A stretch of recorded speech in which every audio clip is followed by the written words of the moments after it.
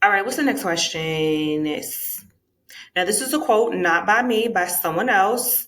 Skinny women don't wear shapewear. I thought only big girls wear them. How dare you say that? There are a lot of celebrities who wear shapewear. You'll be very surprised who wear them underneath.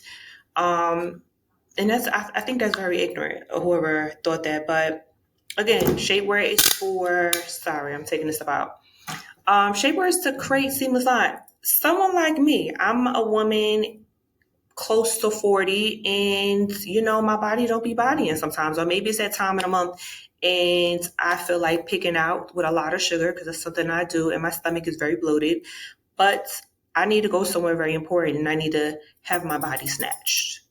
It's just for, maybe a couple of weeks because I know how my body is, and I could put on a shapewear because I know my stomach is going to be protruding out, and that's not the normal me.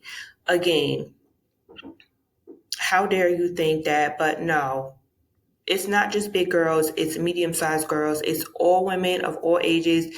Us women go through different seasons. It doesn't matter what age you are.